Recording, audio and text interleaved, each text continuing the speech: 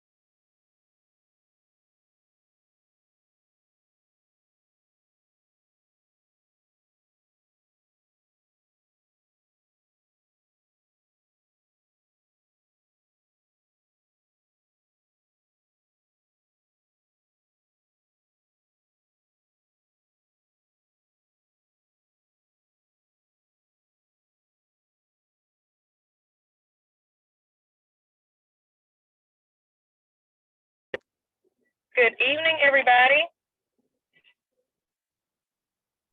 Hey, Monica. How are you? How are I am good. I am good. I am mobile for about 5 more minutes, so I won't be able to turn my video on because I'm driving. But okay. So I just wanted to make sure everybody was able to hear me okay, and so that we can go ahead and get the mastermind started. Okay.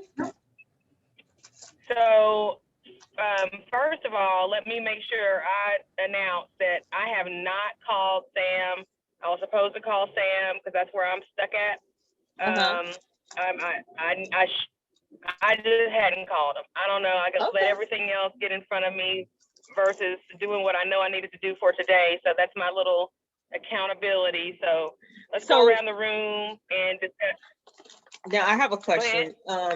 When you say you're stuck, is there something that you just didn't finish, or you just something that didn't work? No, it was just something I didn't do. Oh, okay. I was supposed to have given them, this is still from Monday when I had gotten the email from May of last year from them saying what I needed to do. I needed to pick back up from there and get things going. So that's my stuck, is because I didn't follow instructions and didn't call anybody this week to help me get back going. That's my stuff. Okay. So where are you at in the process? Kind of give us an update as far as what you have done and then what you guys accomplished. The whole SAM is done. I have not went into the portal at all because I've been working on other slides. So I just haven't gotten to it. Yeah. And see, that's the thing. It's making the time to do it. This is why I think I see people, like we were talking about before, this is why people will pay people to do it, because it'll get done versus it getting put off and put off and put off. Yeah. I can totally see that. Who else we got on the call? Can you give us an update on kind of where you are since Monday? Hi, Monica. I'm Kara. I'm actually new to the Nerds University. And welcome. Thank you. It's definitely been a pleasure. A wealth of information. So thank you for providing such a wonderful platform. Absolutely. You're welcome. Thank you. Yes, I've already am registered in SAM, and I have my cage code and all that stuff. I started it probably about 7 months ago, but I got stuck when I needed to fill out the application for the women-owned business. So that's where so I joined this group to, find out more about the application process for that. But I have, I'm all registered and everything in SAM. Awesome. So that's really good to hear, because I kind of wanted to play around in the WASB application this afternoon. And when I get back to my computer, that's exactly what we'll do, is I'll pull it up and share my screen, and we'll walk through it to the best of our ability, because I know that it does require, and maybe if you want to be our guinea pig for this evening, because see, all of your SAM, you got your cage code and your SAM. When I log in, it's going to be kind of, WASB is not going to let me go as far as it would let someone who has their cage code go. So are you up to being the guinea pig tonight and sharing your screen, or are you not comfortable doing that just yet? I'm okay with it. Okay, perfect. So that's what we'll do. I'm probably about 2 minutes away from my computer, so let's just continue to go around the room until I get there and talk about what we have accomplished since Monday. So that was Kara, and then Georgette, and me. Who else do we have on the call? Desiree and Kay Goodman. Awesome. I know Desiree has got her SAMs done, and and I believe, Desiree, do you have your cage code too? Yes, I do. Okay, so what developments, if any, have you had since Monday session? Well, I am at the point, I'm down to the section where they talk about the financial statements in the WASB. Okay. And I've been trying to get myself prepared to upload my operating agreement. I still have not created a business plan. I have my articles of organization. So once I can sit down, I would like to ask if Georgette might want to take a look at my business plan. And I also want to get myself ready to write a capability statement. So I'm using some templates that I'm finding online and just kind of tailoring it to what my business is going to be. And I just recently, just this week, I went back and updated my SAMS registration to add the what is it called? Investigative services for the fingerprinting. Uh-huh. Yes, And so that's the one that Georgette told us. that's been approved. So that didn't take but a day for them to approve that with that update. But I tell you, going back into SAM, they make you go through the whole thing all over again. So, I know. That's the part that sucks. yeah, it sucks because you can't just go to that place and just make the change and then come out. You have to go through and you got to answer the questions the same way you put them in there. If you don't, then it's going to say that you have an error and you got to go back and figure out where, you know, you made that error. So that's where I am with my WASB registration. Desiree, you have really hit the ground hard and running with this. I am so like impressed with you. Like you've been kind of quiet too the last couple of weeks, and I can see why, because you're making progress in this WASB application space. Now, when you say operating agreement, you're telling me that the WASB application is going to require. We can't hear you, Monica. You're breaking up, Monica. Yeah, you're breaking up.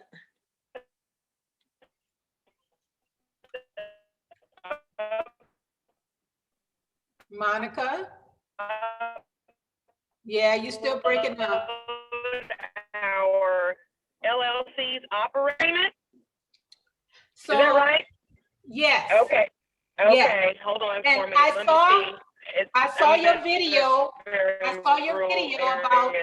Probably gonna do that until I get to my computer. Yes. Can you hear me? Yes. I can hear you. I'm at my home, so I'm gonna hop onto the computer. So Georgette? Yes. Would you? You guys, hold on. Okay, hold on just a moment, and I will, in the event that I do. Okay, and we may have to sign back on. So we all have to log out? I don't know. It depends on whether or not the call drops when she's on her computer. So if it drops, we'll have to go back and log in again. But we're still going, so.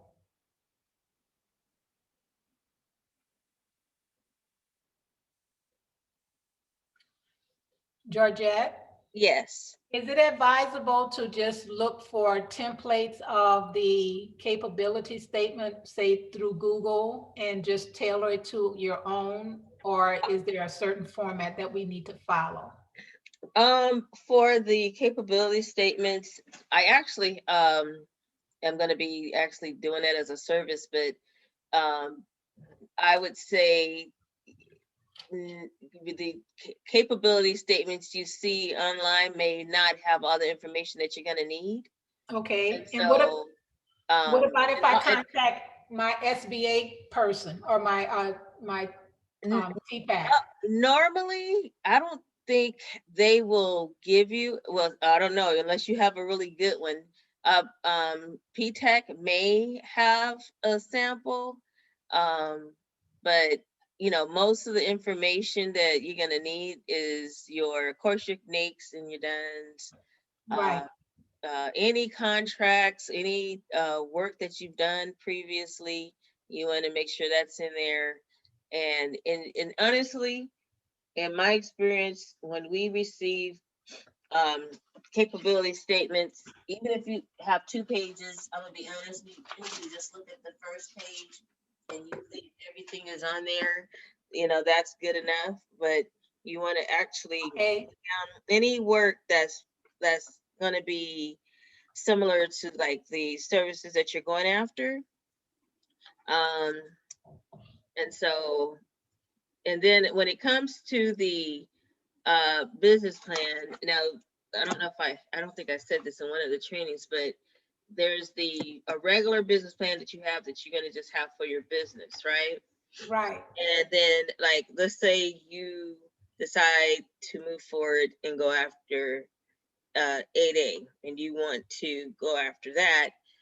Their business plan is almost 4 pages long. Okay. And so there's a whole lot of questions they'll ask. And I actually working on a template for that. I'm almost done. And so that's something that, you know, is a service as well. Okay. That's totally different than just the regular business plan that you have for your business. Because this gets into, of course, your SWOT, which is your strengths, weaknesses, opportunities, and threats. But there's a lot of questions that they're going to ask you. And I don't think I don't think you're going to find that anywhere. And so I feel like if you're just going to do the regular business plan for your business, that's one thing. But like the process for, say, 8A is normally, even after SBA may come back and you might be approved, you still have to go through the actual local office. Okay. And then you send them your actual business plan in the format that they want. And that's like almost 4 to 5 pages. But I'm gonna turn it over to Monica. Okay, thank you, Georgette. Okay, you're welcome. Okay, Monica, you're back on. You're muted, but you're on. Thank you so much, Georgette and Desiree. I'm trying to figure out how to get off of this phone so that I can share so that Kara can share her screen so that we can look inside this SBA application. So let me figure that out real quick. I don't want to hit end and everybody go away. That would not be good. Let's keep here. Did we ever hear from Lori and Linda on where you guys are in the process?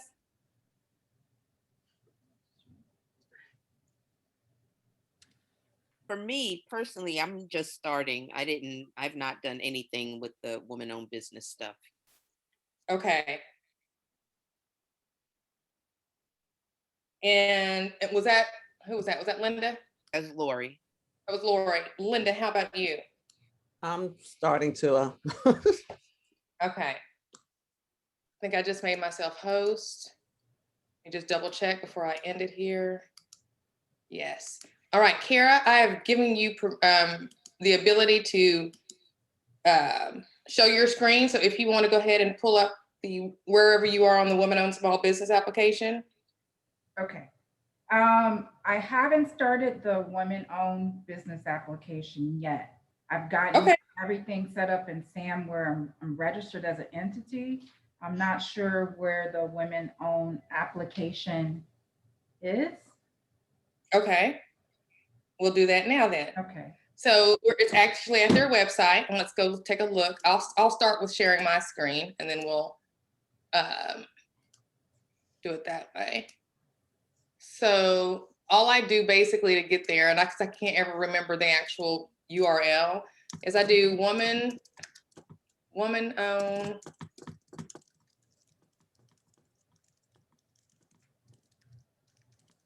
You think I'd bookmark it by now?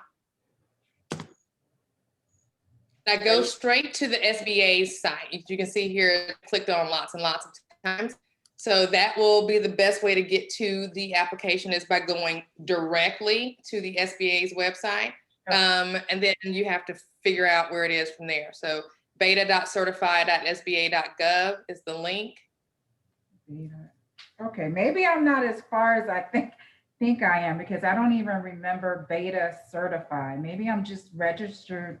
Yeah. SAM. And so you've registered in SAM. Do you want to open up your SAM's registration and kind of, let me ask you guys this first. With SAM's registration, I still haven't gotten in mine. Like I said, I was supposed to call them and get all of that fixed, so I can't get in mine. But with that, you guys mentioned having to, when you want to fix one thing, Desiree, you were saying you have to go back through the entire thing. If we were to open up one of you guys' SAM's registration, would it mess up anything, or would we be able to look at everything, or is it gone away once you submit? Can anybody? No, you can view it. You can go in and just view it only. Okay. When you update it, you got to go through all of the pages that you went through when you started the application itself. But you can just go in and look at view only. Would one of you guys be willing to do that with your SAM?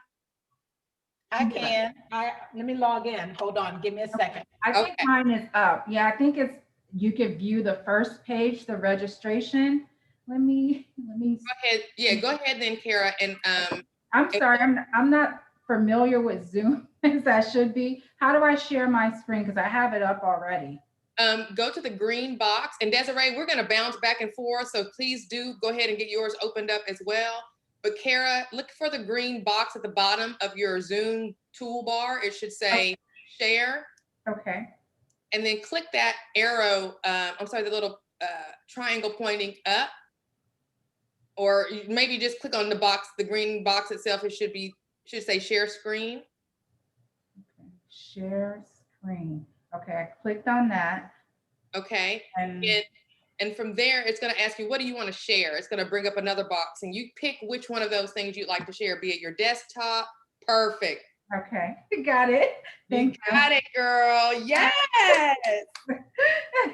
Love it. Okay. Yeah, I do know you do have to go through everything. This thing is so finicky if you start trying to update and all that. I know that mine, I had some issues with getting some information in, but it's saying active. So I know that it is, registered.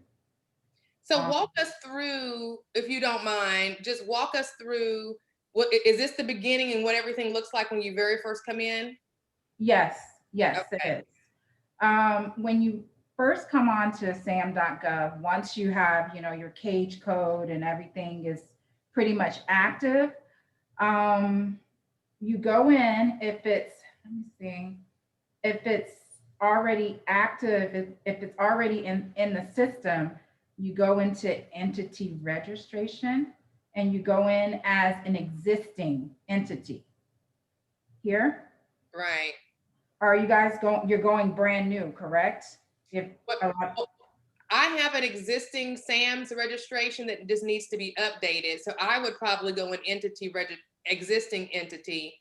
But for those who haven't, you guys that are listening who haven't done this yet, you would probably be registering a new entity, right? Right. I don't know if I go into this, will this do anything? Yeah, that's what I'm not sure of. That's why I was asking. I'm not sure how. If you want to just go to the existing entity registrations, we can take a sneak peek at that. Okay. I have to put my information here. Sorry. Let me move the bar here.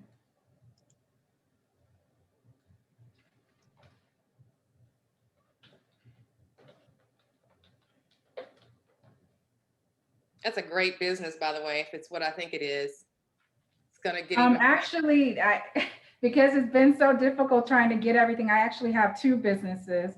So this was the primary, and I got to update everything with the IRS, but right now I still have the DONS number for this one. So I'm just going to go in here, put that information in.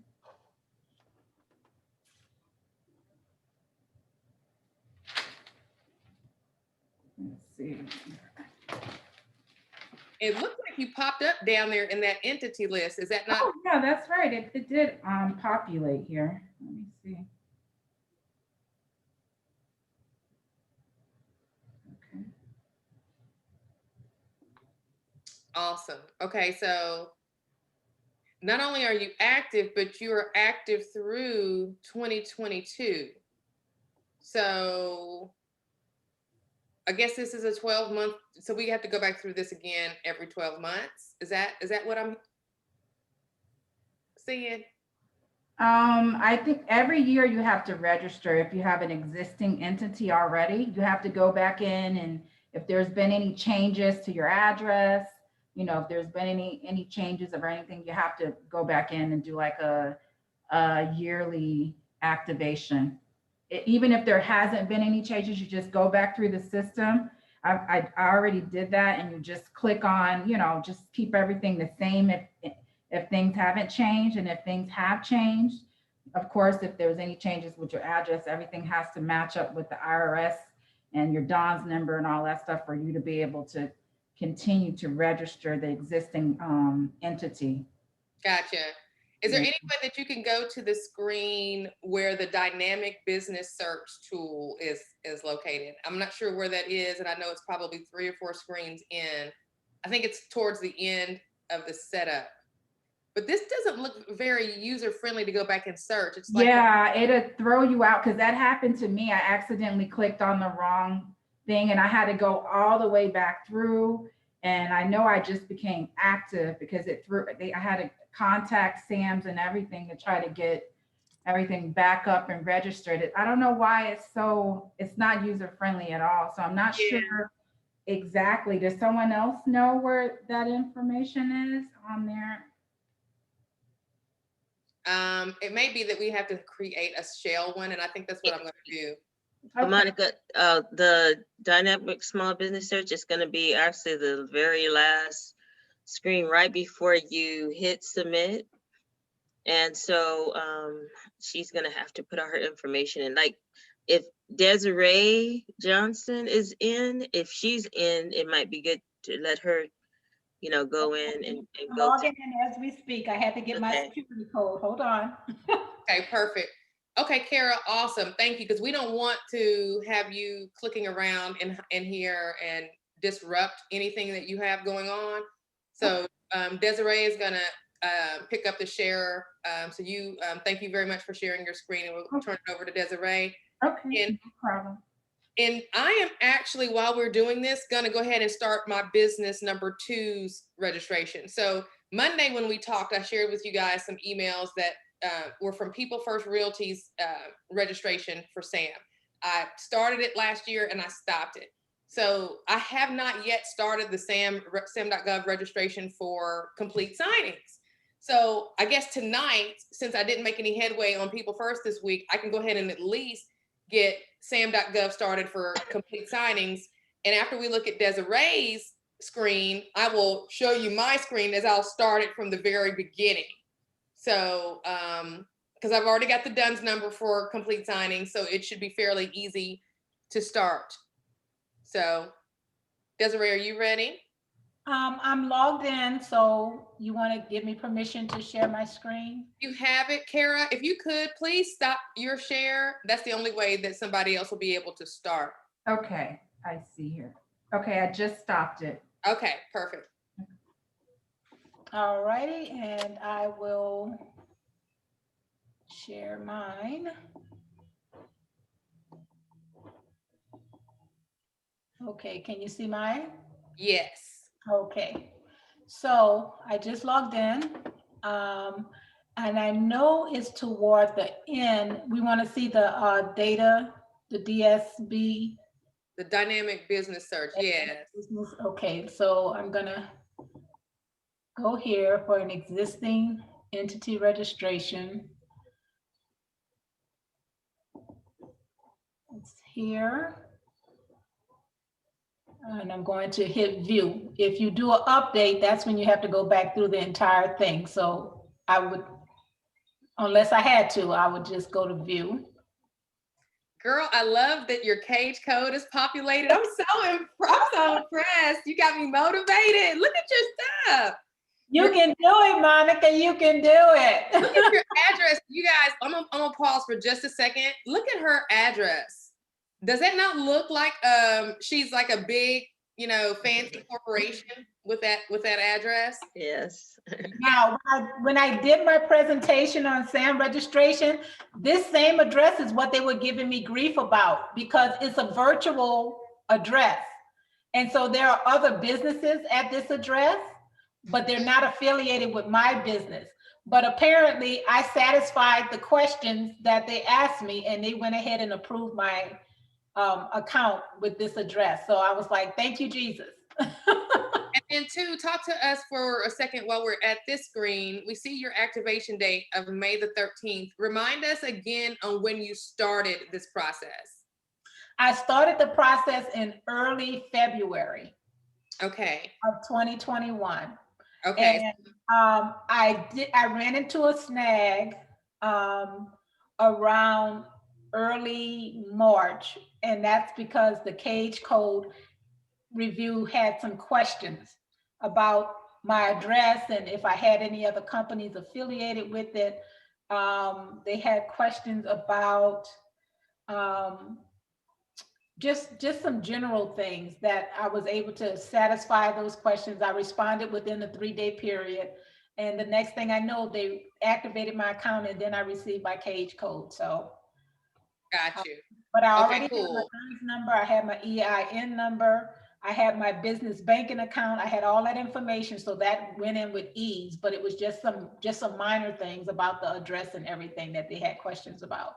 So by the end of March, we were good. Now this activation date is because I just went in and updated it about 3 days ago. Okay. So that's why they're showing this reactivation. They should say reactivation, but it actually was, the first activation was back in March. But I went in and made some changes on Monday or Tuesday to add the investigative services. Okay. And so why they just approved it on yesterday. So from day 0 to the day you received your activation, it sounds like it's only been only a couple of weeks, really, then.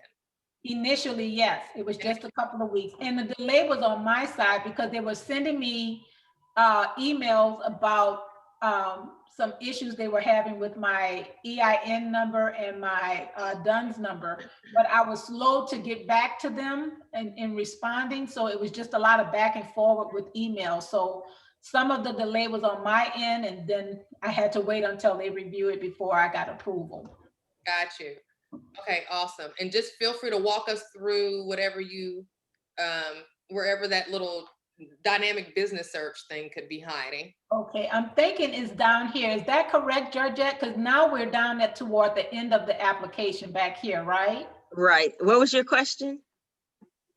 The dynamic business search tool, I wanted to take a look. Right. It's, are you going through everything? Go into, it's almost like if you don't do it while you're in, okay, it's almost like, how do you get back there? It's right. And that's what I'm always concerned about. But if you update it, it'll pull it up toward the end. Right. But then you got to put everything back in.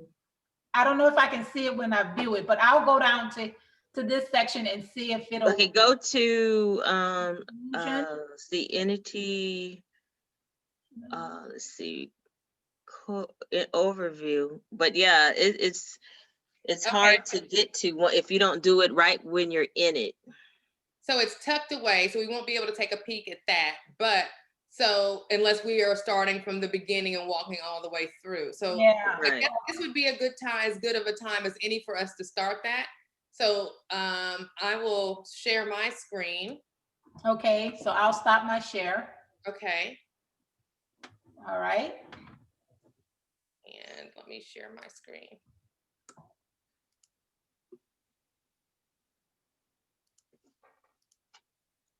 Okay. So this is going to be starting from the very beginning with registering a business on sam.gov. This is my first time registering this business I'm about to register, which is Complete Signings. I'm going to give it my email address.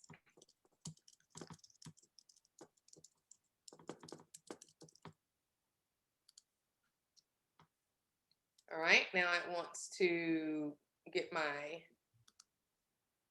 email verified. Sorry, I've got it open under another browser. So you can't see my screen right now, but that's okay. All right, it wants me to create a password.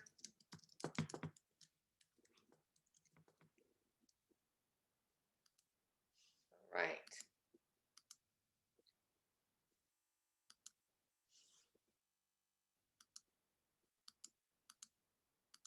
Okay, wanted me to create a password, and it looks like it's gonna ask me to select an option so that I can even further secure my account.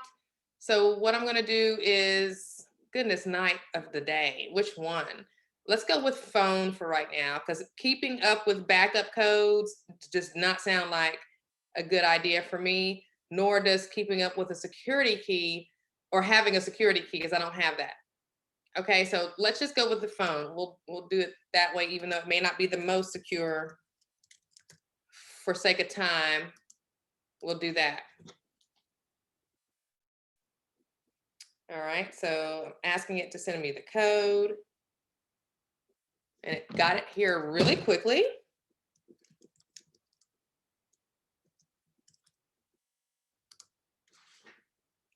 I am now signing in for the first time. Okay, here we go. We're about to see, okay? So you guys, I don't have everything document-wise like Desiree said in her class, the SAM registration class. If you have not watched that, go back and watch the replay. There's a sheet, there's a checklist of all the things that you will need. If you can gather those things before you get here, you will be ahead of the game.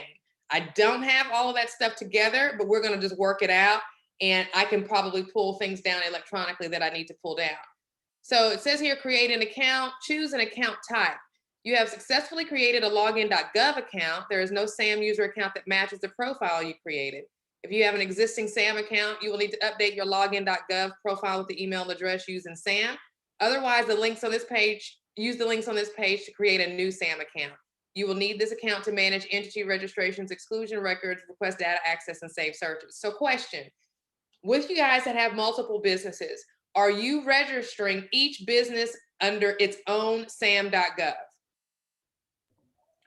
I've been questioning that because I have multiple businesses, and I know there's a place, and I don't know how to get back to it to update it, but there's a place where you can put doing business add. You can add a DBA.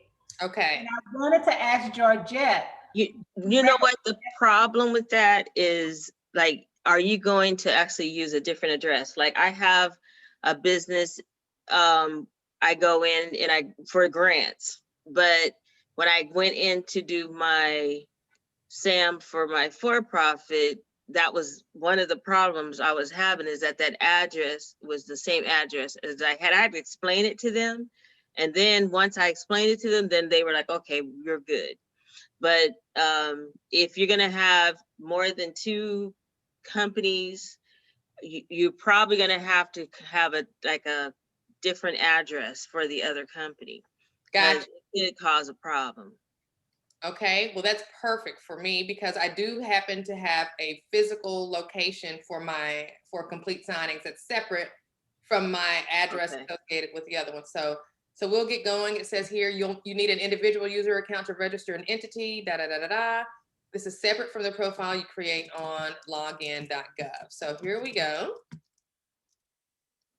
I wonder if I should put the business address there. I mean, the business phone number there. Additional comments, optional describe why you selected your primary communication method. You know what, let's do email.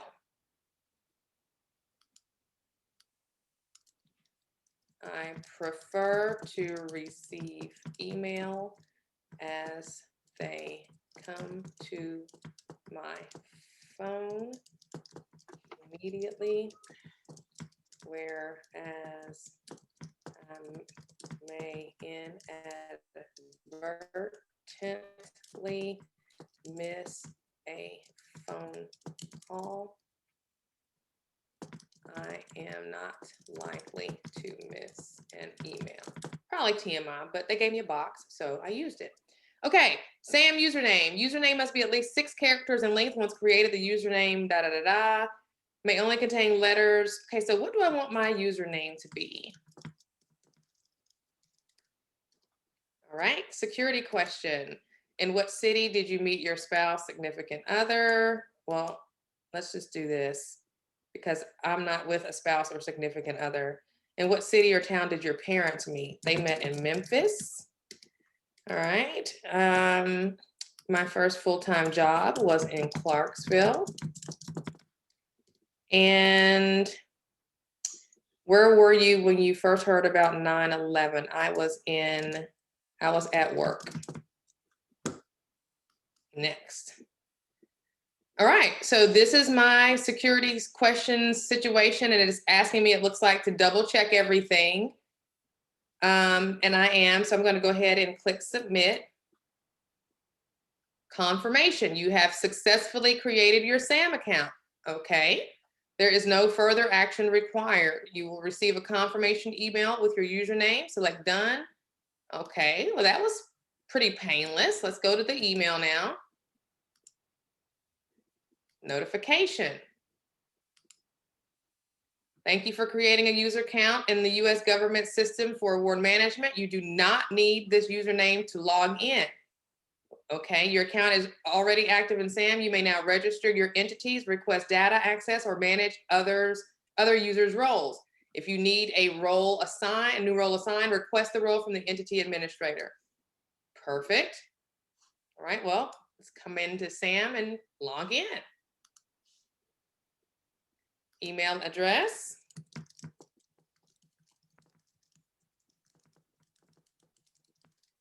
And password. Oh, sorry. Forgot it that quick. Okay. All right, you have to review the terms and conditions and accept. Okay, here we go. My user roles. Start here to learn what you can do in SAM. Your options are customized to your user account and roles. Select a section from the sub-navigation menu to begin. Here is an overview of the most popular sections. So let's start with my user roles. So your SAM user account needs roles to do most things. Select my user roles from the SAM sub-navigation to view your current roles. Okay. So I don't have any current roles. Let's just see if complete signings pops up anywhere. I wonder if the system is sensitive to commas and dashes and things like that. In other words, if you were to type your business name, comma, LLC, I wonder if it would not, or kick it back if you didn't use that exact same thing in SAM. Just curious. We're about to see. Yeah, and Monica, make sure everything match. Make sure everything matches. Okay, will do.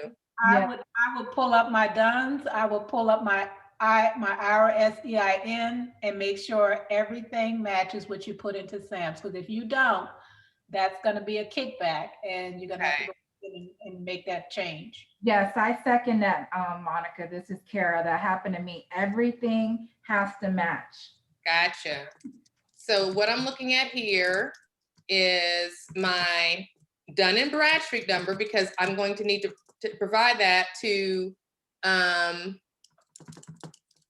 SAM process. And just like Desiree and Kara are admonishing, it is important to go ahead on and exactly match up what's already in the system, okay? So let's do it that way. Continue to log in. So I'm going to Dun & Bradstreet to get my email address, to get my DUNS number, which honestly, I probably already have. So let me do this. I did have the DUNS number emailed to me previously. However, it may be easier just for me to do it this way. Any questions so far?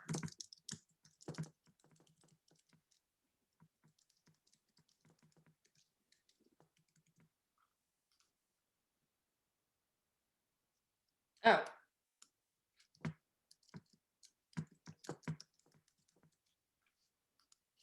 So I think this is asking me for a registration, but I don't know that I've registered with DUNS. DUNS just provided me with, and that's probably why. So let me just. Monica, did you say they emailed you your DUNS number? I did ask it to reset, but it's under another email account that I'd have to open up. So I was trying to avoid doing that and just gonna retrieve it from here. Okay. But if I can't get it this way. Yeah, you may have to go to that email and get it. Yeah, let's see here. Can you pull it up on your cell phone, Monica? The other email? That other email, that's a really good idea. Let me do that. Mm-hmm.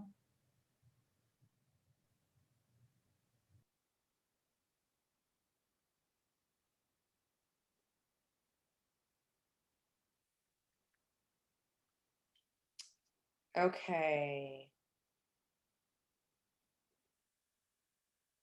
Okay, Dunn's. Okay, that's People First Realty. Dunn's number, come on, come on. Let's go here.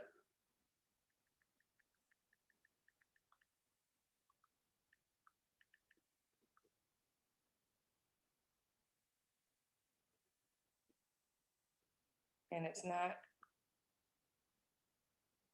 Okay, well, maybe I did just send that. Maybe that was just for People First. Hold on, let me see if this is it. Nope. Yeah, it looks like it was just for People First Realty that it sent the Dunn's number. So no, it didn't send it to me.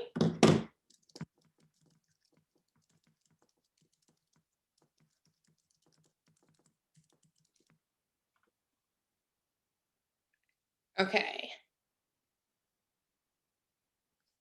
Hop over here real quick. It should be pretty quick.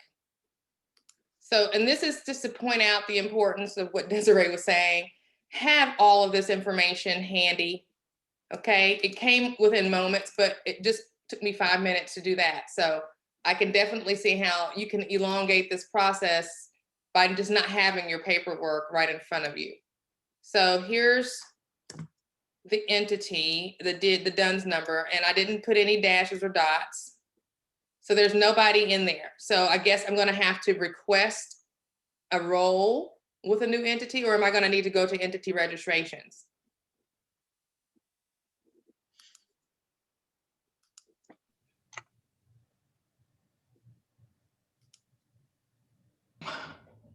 Okay, so this is the screenshot that Desiree shared in her class. It's telling us before you even start, you're going to need your Dunn's number, your TIN, your bank's routing number, your cage code, which you won't have until you have registered with SAM. So somebody speak to that. How are they asking you to have this before you start? Georgette, you're talking about your have your Dunn's and your TIN. Well, this fourth bullet here is saying your NATO commercial and government entity in cage code.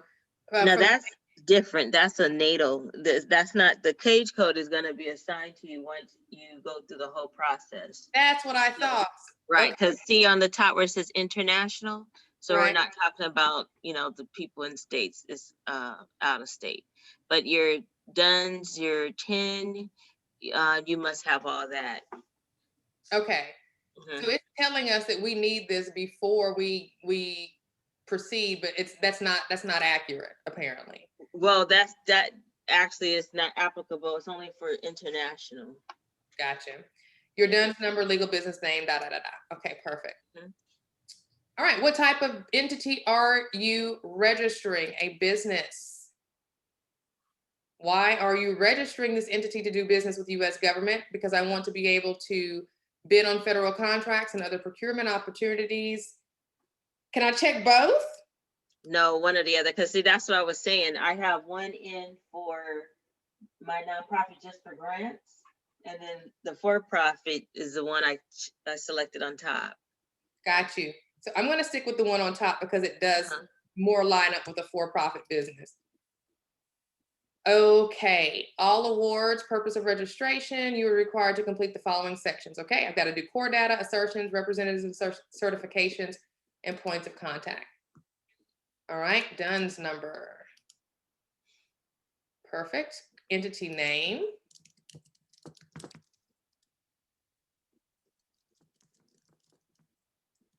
Now here's where I'm doing the look back real quick to see if I have a comma in the name, and I have it all caps, comma, LLC. So what I'm going to do is just keep it exactly like I have it.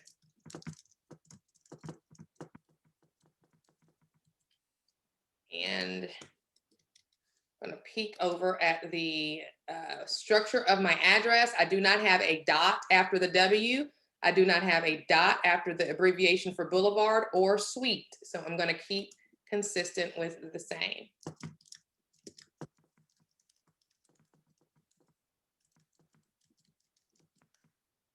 All right. Murfreesboro. And 37129. I'm gonna go get my +4 just because I know they have it. 1539.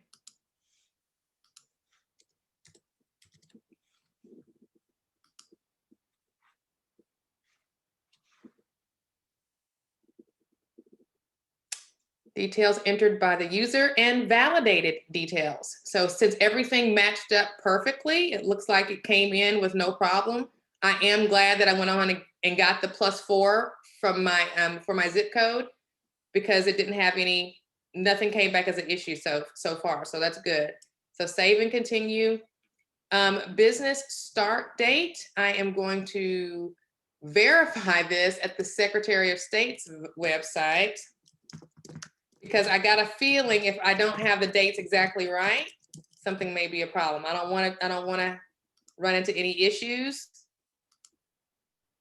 So I can do a quick search at my state's website without any breaking a sweat.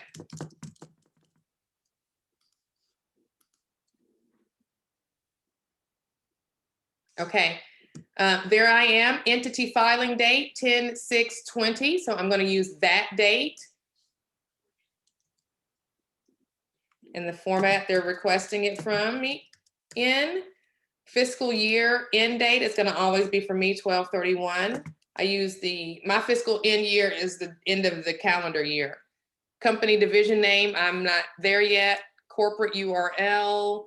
If applicable, provide your entity's webpage. Universal resource locator here. Both upper and lowercase letters are acceptable. I will do that.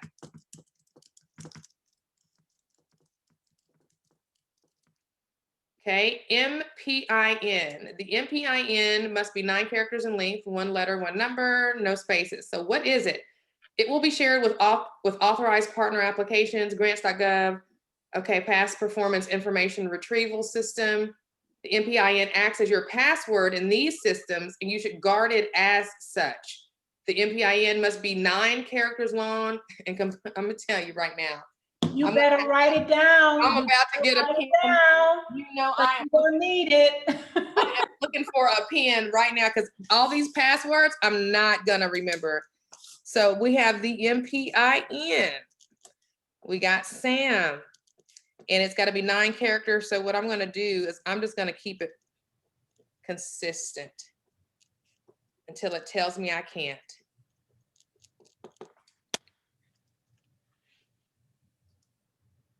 Okay. Oh, it's exactly 9 characters. It can't be more than. Yikes. 1, 2, 3, 4, 5, 6, 7, 8, 9. Oh, they make this way harder than it should be.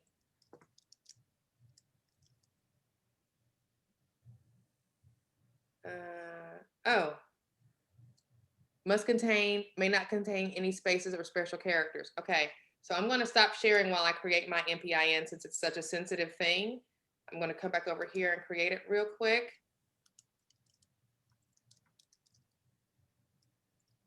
And Monica, that is a very important PIN. They're gonna use that sometimes when they need to verify certain information.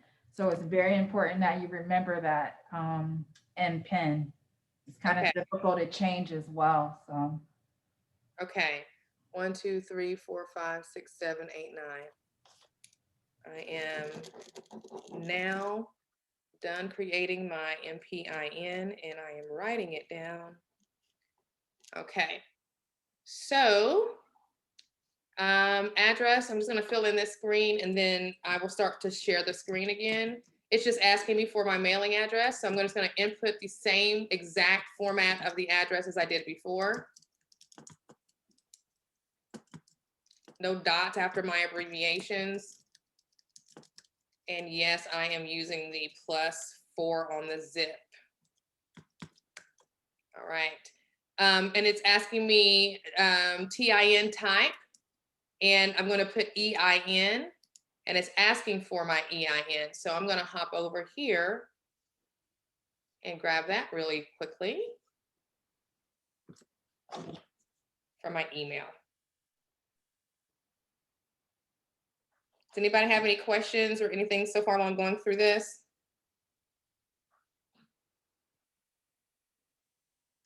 seems like it's one of those things, this whole process seems like it's just one of those things that if you just are patient and will stop for a second, get organized and read, you're gonna be okay. All right, EIN is 85 rather, dash 333 8648. Perfect. And now I can resume my screen share. Got past that sensitive MPIN screen. And so now it's saying, hey, we want to get your consent to disclosure of tax information. The taxpayer's name would be me. If you have any questions, I noticed that when you click in a field, there's a box that pops up here. And it's like a little tip box. So if you have any questions about what you're supposed to put there, just read through there. Enter the taxpayer name the IRS has on file for your entity's TIN according to its most recent tax return. Now, here's a question. I selected EIN. So under taxpayer name, should I put the business's name or my name? Your taxpayer name may be slightly different than the legal business name of the entity being registered. Review your tax statements from the IRS to find your taxpayer name. Use only letters, numbers, and spaces. I'm going to go with my name because I did a Schedule C. I did a Schedule C, but I bet you anything, I'm so confused. So, well, now I have to look at my tax return real quick to see. So I can definitely see this is what takes people time, is because guess what? They don't have all of their stuff right here in front of them to be able to look at and verify these little bits and pieces. All right, let me stop the share real quick. I know where it is on my desktop. Erin, how are things going with you while I look up my tax return?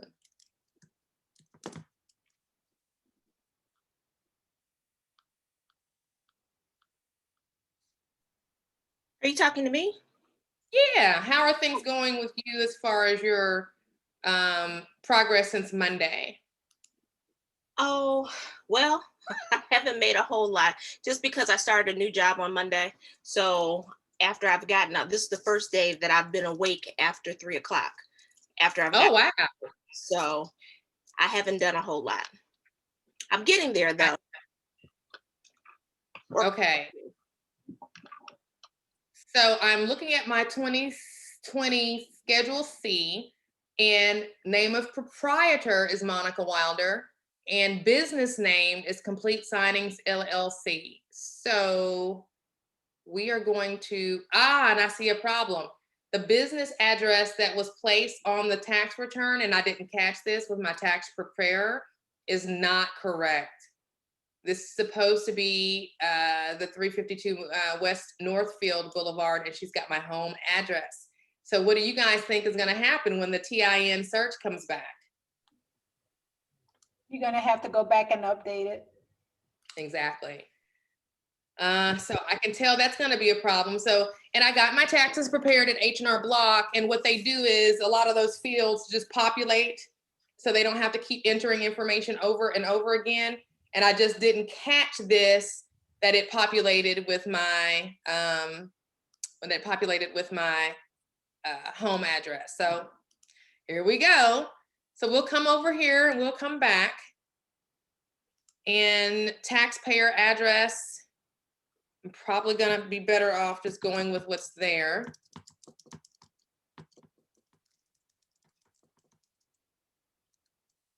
Because the IRS doesn't have anything about the 352, 3721. The IRS doesn't have anything about the other address. United States.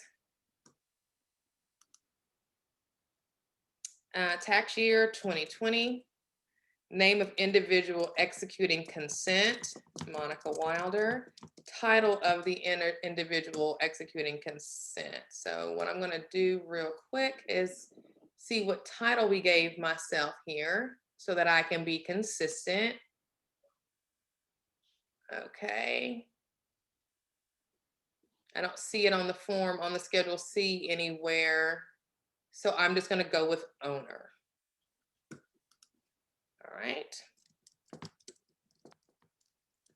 Okay, so again, I have to enter my MPIN, and I'm going to stop the share for that piece. Reference my note of what it is because I've already forgotten it that quickly. And the date will populate when you click save and continue. So save and continue. Perfect. We are now at the place where cage code is being discussed. So let's keep it moving. Oh, that's not cage code.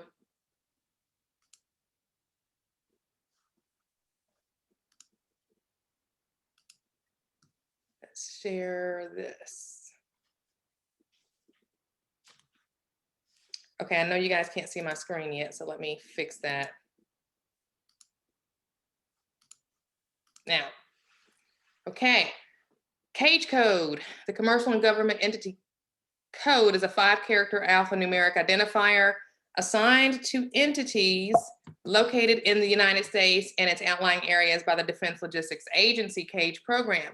All registrations in SAM go through CAGE code assignment or validation after submission.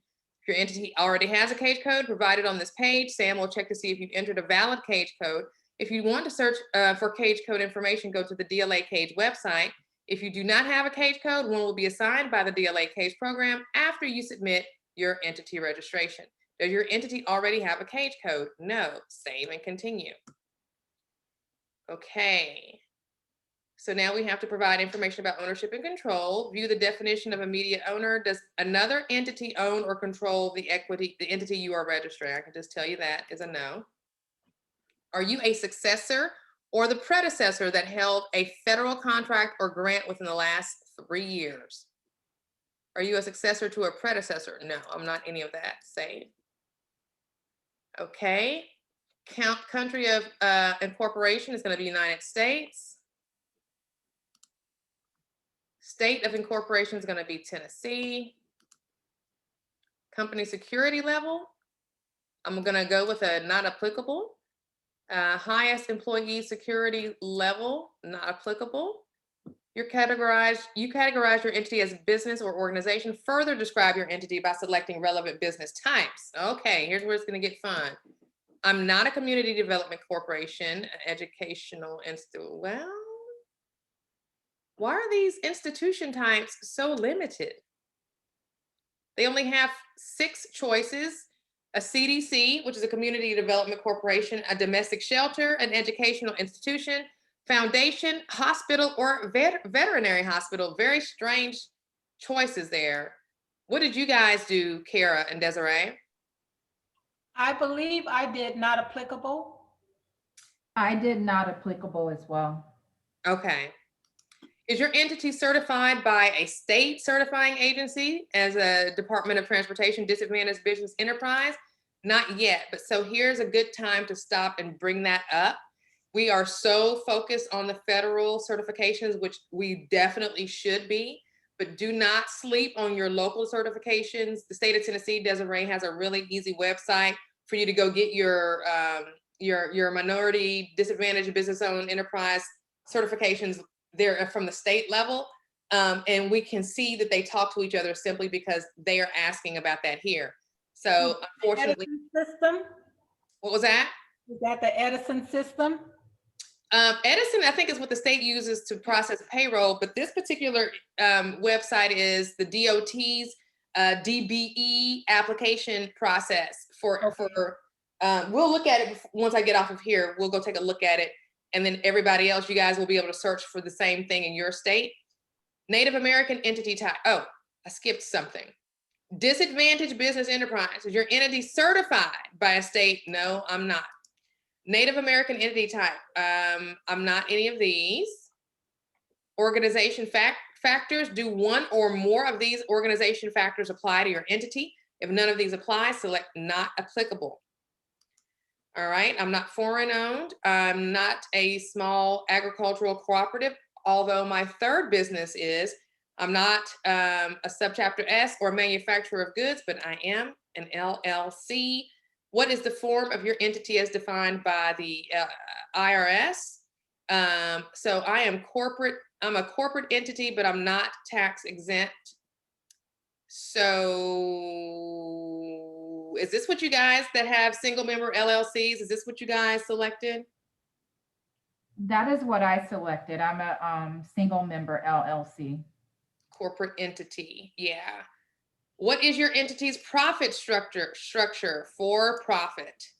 Socioeconomic categories. Select any of the socioeconomic categories which reflect the current status of your entity. If applicable, your small business status will be automatically derived from the receipts, number of employees, assets, or megawatt hours and NAICS codes entered in the assertions portion. So I'm not a veteran-owned business. Now, when it's asking for status, when you guys did this, Kara and Desiree, it's not asking for certification. Did you guys know that? Yes, that's correct. Okay, so it's asking for status. So as a status, I am a woman-owned business. That's correct. And as a status, I am a woman-owned small business. Yes. And probably an economically disadvantaged woman-owned small business. And then I'm also a minority-owned business. Yes. Okay. Yep. Okay. So I'm going to hit save and continue. Next, it says, "Whoo, baby, it's time to get to the money." Did y'all see how happy I got when it said something about an EFT? This is good. Your whole position changed. Girl, I just got happy all of a sudden. Ain't nothing wrong with that. Yeah, so let's look here and do this now. Checking account, yes. You might want to stop your share because you got to put your information in. Okay, you're right. Let's stop the share. And let's talk amongst ourselves because I hate for y'all to sit here and just hear me tick-tacking and typing. Who haven't we heard from? Monica, I just want to say something real fast. When you just click the boxes for women-owned business, and then you did women-owned small business, and then the ED, that's what I was relaying. There was someone who was trying to go into the certify, and they were utilizing the NAICS code for notaries, and then she wasn't able to go any further. And I was trying to explain that when you're going into certify, you're only dealing with the 2 categories, not 3. So if it's the investigation services that falls under fingerprinting, that's definitely under women-owned small business. And then you have to look at the ED, WASB, NAICS codes to see what is applicable if there's something else that you do, whether it's training. So we keep that in mind for those of you who are going into certified. Make sure that you're going to utilize WOSB or EDWOSB. But what she just did, when she clicked that box, it's going to show up on your reps and certs that she's a woman-owned business. Does that make sense to everybody? Yes. Okay. Yeah. So some people thought, oh, there's nothing in there for notaries, but it's just that it doesn't fall under the realm of the NAICS codes that they use for women-owned small business set-asides. It's so much to remember. There's just so many things to know and to remember, and that's why It's and you got to write stuff down so you can remember it, like that PIN number. It's a lot of information. So, and it takes time. Yeah, it does. And that's probably why a lot of people probably just don't do it. Right. But that's unfortunate because there are so many opportunities available if you do it. Mm-hmm. Okay, please enter at least one method of contact for your HCH below. Now, automated clearinghouse. So did you guys provide your bank's branch telephone number? What telephone number did you guys provide? I don't remember if I don't think I did a phone number. Yeah. It's telling me that it's a required field, and that's the only thing that's required in that category. So I'm gonna have to put something in there. Let me see. I believe I provided my banks. It's under the ACH Okay. for institution, right? I Right. can't see it, so I'm not, is it the one that's under institution? It's under financial information, and it's after you enter your EFT, your account number, it's asking for your automated clearinghouse information, and it's the first field, Yeah. ACH phone number, US phone Yeah, number. I put my bank is Chase, so I just put their 1-800 number, their business 1-800 number. Okay. Okay. Okay, perfect. So here's the phone number for, they're giving me the customer service number for First Horizon. So I'm just going to put that there.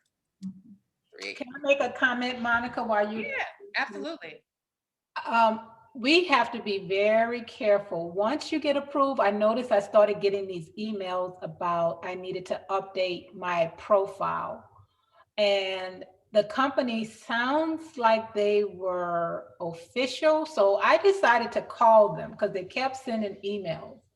And when I called them, what they told me was, yes, I do need to go in and update my profile. I said, well, okay, I was currently in Sam's updating my profile anyway. I said, I'll just go in and update it. You know, what is it that you need me to do? And they were like, oh no, Miss Johnson, what we'll do it for you. I said, and how much is that going to cost me? And they said, well, you know, we have different fees that we would charge. We want to make sure that it's done properly. I said, well, if I've already gotten my SAMS registration activated, why would I pay someone to go in and update it for me? And I can do it on my own. They said, well, you can, but we just want to make sure that you don't have any errors, and you know how it can go back and forward. I said, Scam. I have an error, I will go in and correct it, but they are going to contact you via email. They may even call, and these people are contacting you so they can go in and they're going to have your cage number on the email. They're going to have your DUNS number. So somehow they can get this information, but they will contact you to see if they can get your business, and you can pay them to go back in and update it. And that speaks to what Monica was saying earlier, why people don't like to go through this process, because it's time intensive. But there are people out there that you can pay to do it. So the choice is yours, but just be aware that people will start contacting you once you get your registration activated, because they're trying to get some money out of you so they can make changes and update your information for you. And you put a lot of sensitive information in there, so I wouldn't want to have someone that I don't know have access to that information. So that's just my little thing. I agree with you 100%. And I just got caught in a little bit of a tizzy.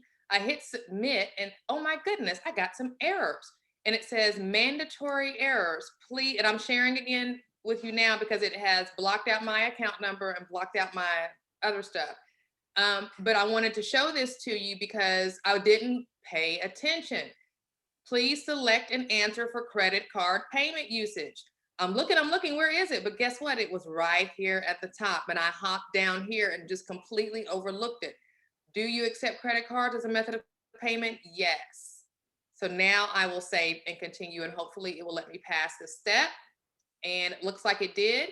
Now, executive compensation in your business or organization's preceding completed fiscal year. Did your business or organization receive both of the following? 80% or more of your annual gross, no. 25, no, we didn't receive. Let me make sure I'm reading this properly. In your business or organization's preceding completed fiscal year, did your business or organization receive both of the following? 80% or more of your annual gross revenues in contracts, subcontracts, loans, grants, subgrants, and cooperative agreements, and 25 million or more in annual gross revenues from US? No. Does the public have access to information about the compensation of the senior executives in your business organization? I will assume this is not applicable because it's not allowing me to change it. So I'm going to go ahead and click save. Proceedings. Is your business or organization, as represented by the DUNS number on this entity registration, responding to a federal procurement opportunity that contains the provision I don't know what that is. I just kind of want to go see really quickly what they could be referring to. just to educate myself.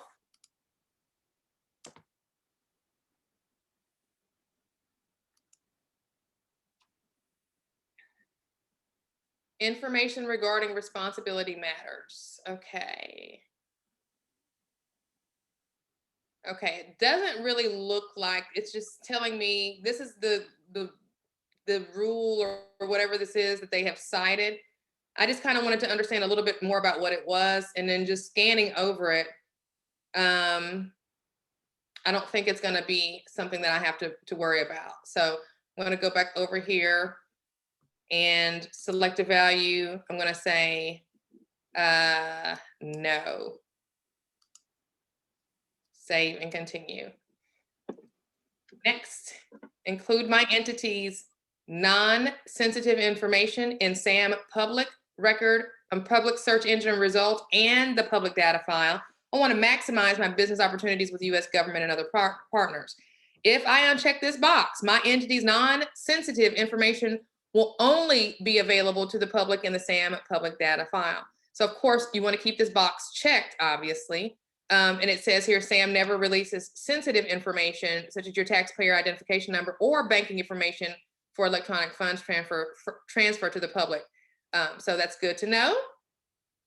Okay, here we are. We're going to review this information. I know we talked about this, but I'm probably going to run into a little bit of an issue with the address because of what the IRS has versus what is really the case. I don't have a cage code to submit. I'm just looking over things to make sure everything is as it should be. And it looks like everything is fine. So I'm going to hit save and continue.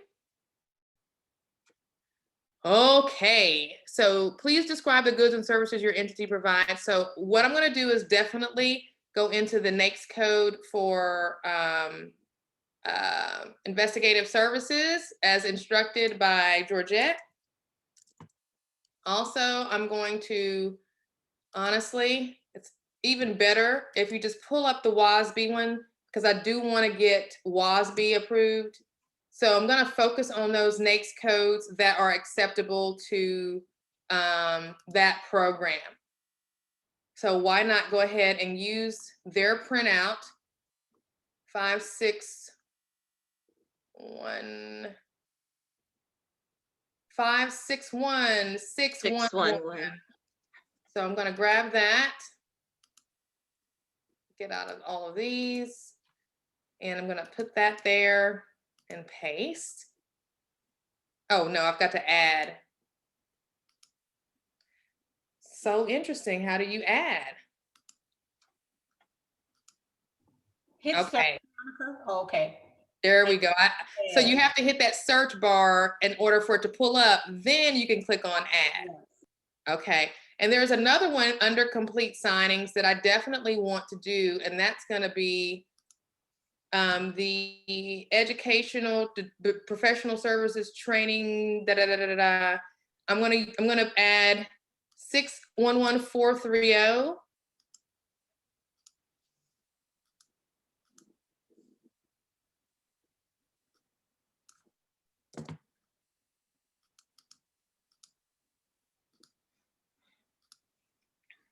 And I think there was one more that I saw that I wanted to put under, incorporate into complete signing. So I can't remember. It had to do with education and training, but I think I may have covered it with the one that I just did.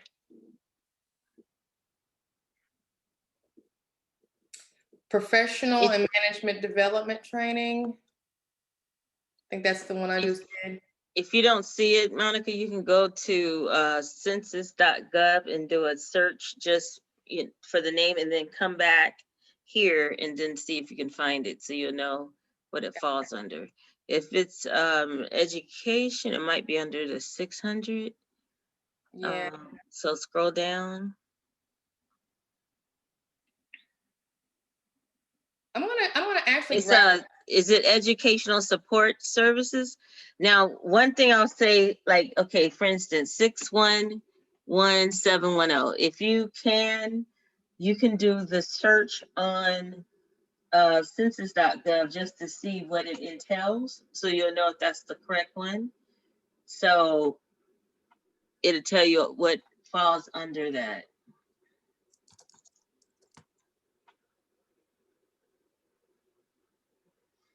And then under where it says search on top, put NAICS code on the top. I think I just, okay. Okay, then hit the, wait, go back one.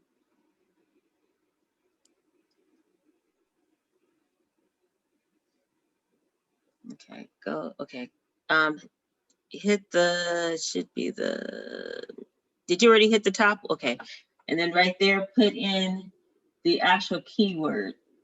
Oh, no, it's okay. Go ahead and do it like this and then hit go. Okay.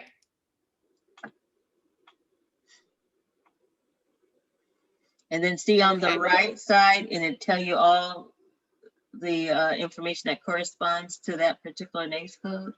So depending on what you're going to be doing, is it going to just be training? Is it going to be managed development, educational seminars? Yes, yes, all of the above. This is perfect for Okay, complete so signing. okay, now they also have, let me see, training. Now go back to where it says on the left where it says 2017 NAICS, and then put in just put training. I want to see if it comes up. It might come under another. Okay, see, and then they'll kind of go down all the different types of training. So they got, let's see, yeah, 611. So you'll know that 611430 is the one that falls under the realm of work that you're going to be doing. And then from there, if you agree with that one, then you go back to the next code list we were on for the WOSB and see if you find it. Yep, that was it. Okay, okay, got it. All right, so we're gonna plug that one in. 611430, add. And the research the research tip that Georgette just gave us, you guys, was really, really pretty cool, because it will help you maybe even add another NAICS code in Exactly. that you didn't even think you could qualify for. Mm-hmm. Like, because she told me to take that NAICS code and hop over to census.gov, right? And do the search here. I want to grab this one just to see, what does it say about 611710? Do I fit? And if so, since it's on WASB's list of approved NAICS codes, maybe I will include it. It says this industry comprises establishments primarily engaged in providing non-instructional support services that support educational processes or systems, educational consultants, educational testing services. And because we are getting into the realm of helping other instructors develop their own educational platforms, I'm absolutely going to include this NAICS code for complete signings. So I'm going to go ahead. And then if you scroll down. Oh, let me go back. Oh, if you go back. Okay, and then scroll down and then see on the right, there's a lot more information there. All of this here, corresponding index industries. And they all fall under that NAICS code. Perfect. So I'm creating a broader swath of opportunity for exactly. Right? Okay, good. Okay, so I'm going to go in and definitely going to use 611. What was it? 611710, and I think that'll get me for complete signings. Those three codes will probably get me covered. I have a question. Go ahead. So this is Desiree. So under other legal services, isn't that where the notary codes fall under if you're on the census? I think it was it 5? I can't think at the top of my head. 11, is it right? So you got the public services. Now this is the issue you're gonna have when you're going into Remember there's 5-4, I think it's 1-1, is it 2-0? I think there's another one that's being used. And actually I think NNA, they use 5-4. I think it's the 1-1. I can't think of the last. Dude, there's another NAICS code. Yeah, I think they use this one. And remember, ultimately, the contracting officer, they're going to be the one to assign the NAICS code. And so sometimes you might see where it's the 1199 and the 1120. So when you guys are going into certified, remember, these two NAICS codes are only under women-owned business. So it doesn't fall under women-owned small business. So when you go into certified, if you're going to do fingerprinting, the training, you're going to definitely use the NAICS codes that Monica is bringing up right now. But it will not fall under women-owned small business or the EDWOSB, only just women-owned business, period.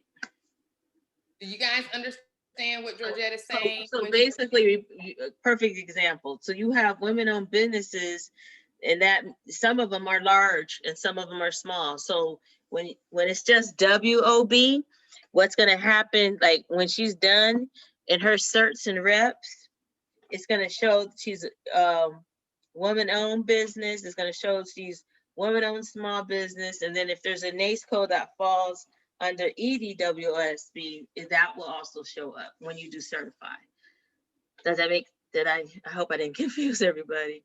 That does so make you have like 3 categories. And the reason I'm saying this, because like I said, someone had called me to go, this not even showing up in, I think it was, they were certified. And I was trying to tell them it doesn't fall under the set asides for women-owned small business or EDWOSB. It's under just straight WOB, women-owned business.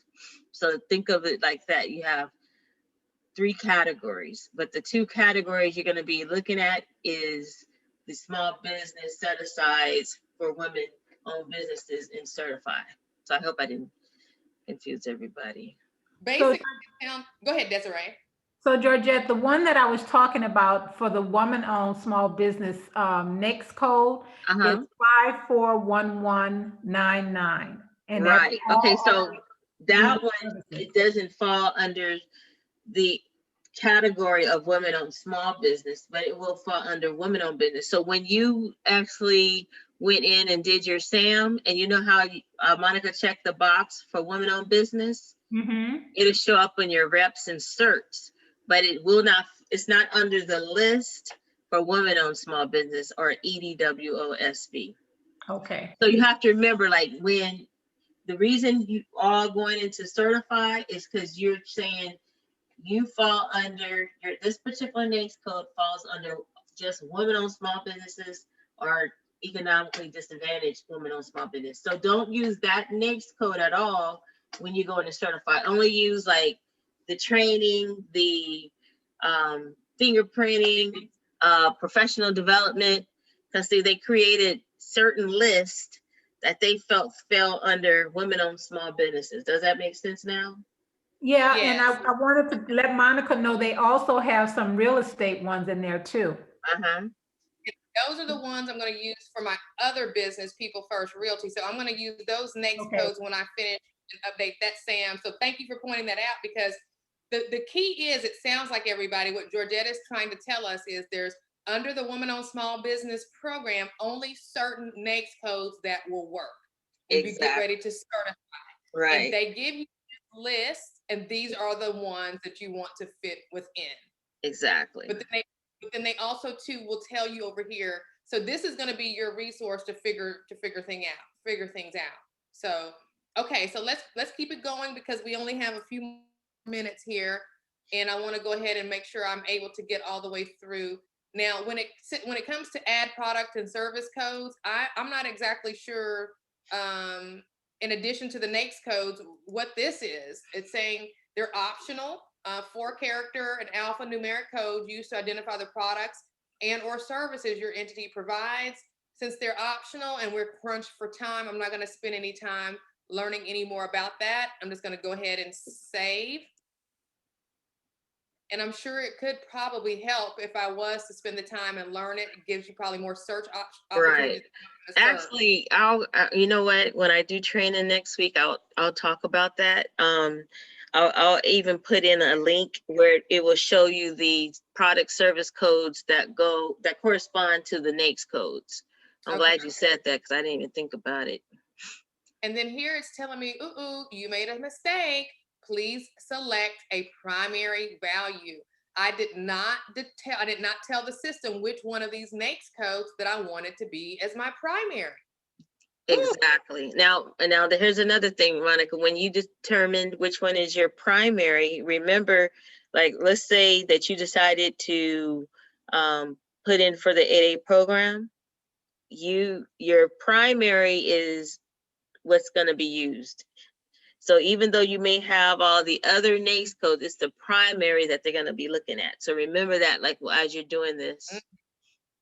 Well, I think that is some really good advice. And because I am spending lots of money on the fingerprint marketing, I am going to put the 561611 as my primary. Your primary. Yeah, and Georgette has already shown us that there are more opportunities for that than the general notary. So I'm going to select investigative services and then hit save. Okay, worldwide. Please enter worldwide organizational size information for your entity. This is inclusive of your parent organization, all branches, affiliates, Annual receipts. Holy moly. Annual receipts. Enter the annual receipts in accordance with the average receipts, including receipts of the parent organization, all branches, So how do I do that? Do I just put because I only started in October of last year. Do I put 2020's numbers or do I put year-to-date 2021? I'm checking it. Hold on. Let's see here. So now remember, annual receipts are always for your service codes, and number of employees are usually for your supply codes. And so I don't remember what I put. I don't know what I put. So always think receipts are a service and employees are a product. So when it says number of employees, it's like how many employees are working with you. And when it talks about annual receipts, where it says 13 CFR 221, that'll go more in detail, but I know we're pressed for time. Yeah. Yes, so it talks about size standards. So SBA calculate annual receipts. Receipts means all revenue in whatever form received or accrued from whatever source, including from the sales of products and services. Interest, dividends, rents, royalties, fees, or commissions. Generally, receipts are considered total income plus cost. Okay, so here we go. These terms are defined and reported on IRS tax forms such as Schedule C. So what will I do? I will make sure I am consistent. Go back over to my tax return that I have pulled up here. And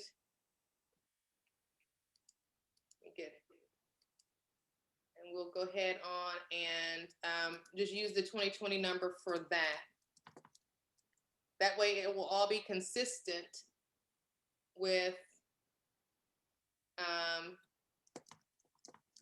the ITIN match that comes up. All right, there we go.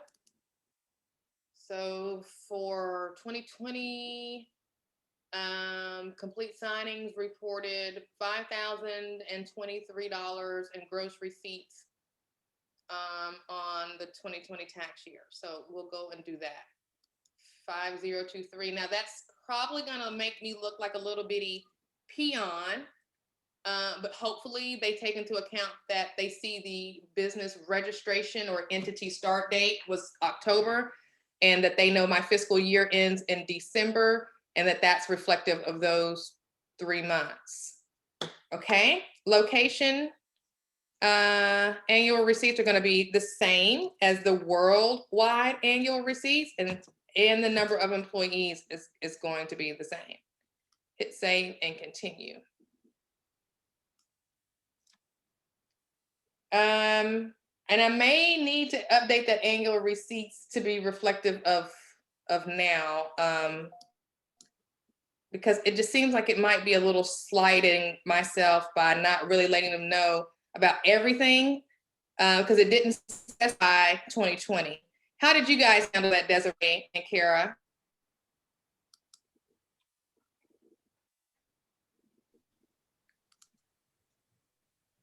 I believe I just went by whatever, when the business started, the amount that I had accumulated so far. It wasn't towards the end of the year. So you did a running total of, as that the day of you submitting that application, and how much the business had made up till that day. That's correct.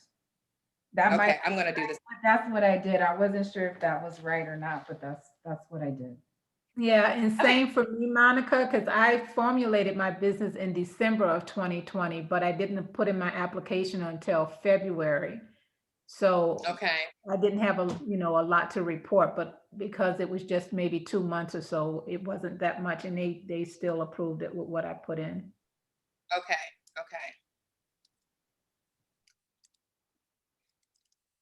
All right.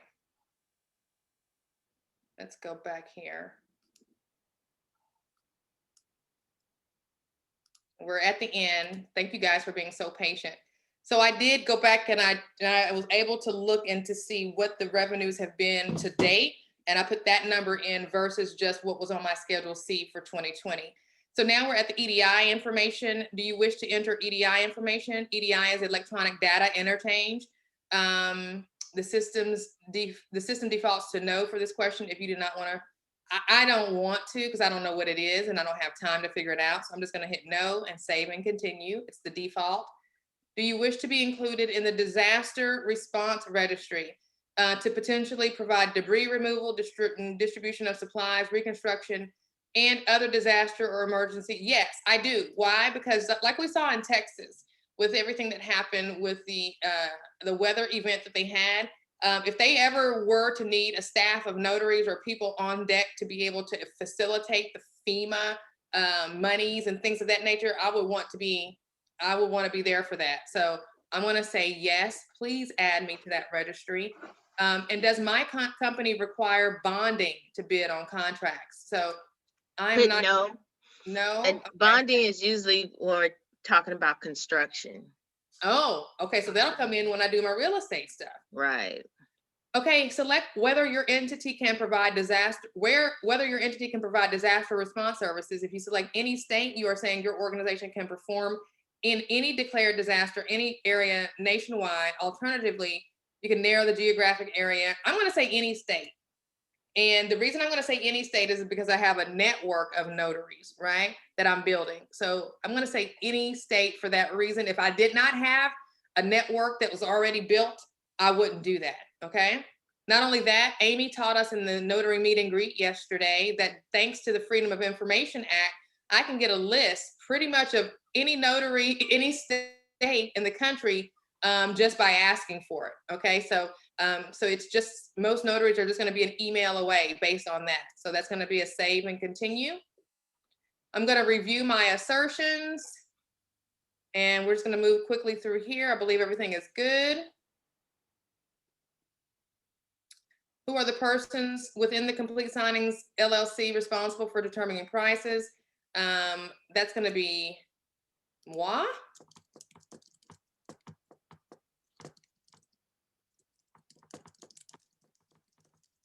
Owner. Add new person. Perfect. Does Complete Signings LLC have other plants, facilities at different addresses? No, we do not. TIN is on file for products designated by the Environmental Protection Agency and provided I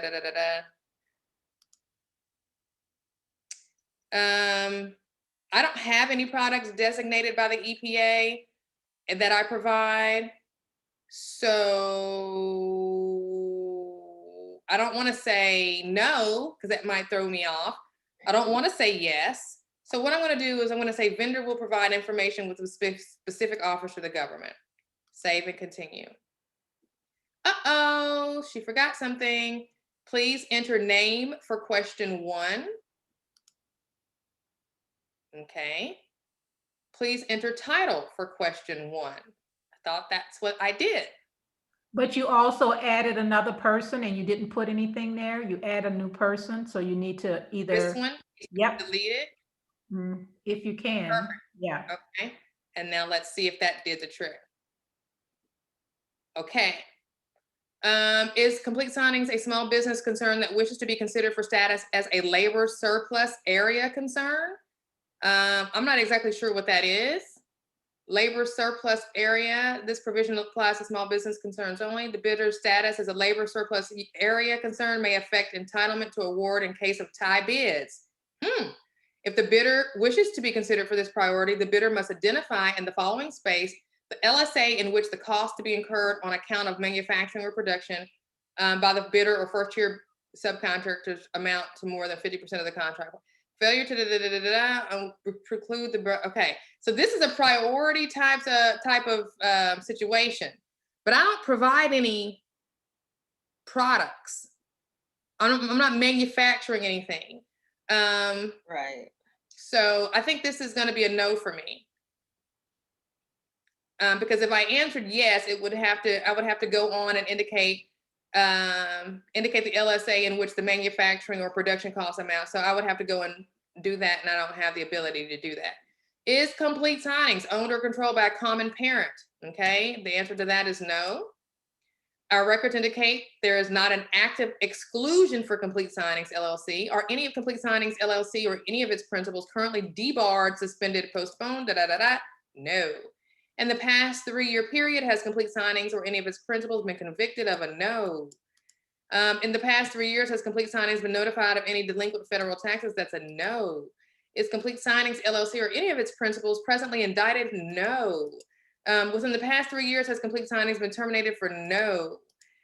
Please list the name of any HUBZone businesses participating in a HUBZone joint venture with Complete Signings, and that would be a none.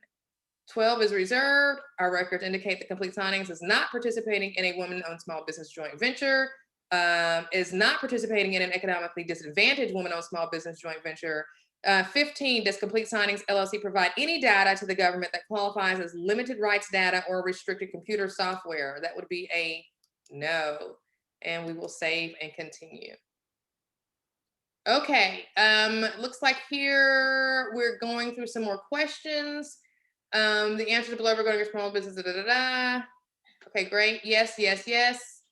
Are you a small disadvantaged business? Yes. Does Complete Signings deliver any end products that are listed on the list of products? I don't think so. Should we look? Okay. Oh Lord, forced or indentured child labor. What in the world? Let's get off of this. What happens, Monica, like for a lot of people who are in construction, they have to have certain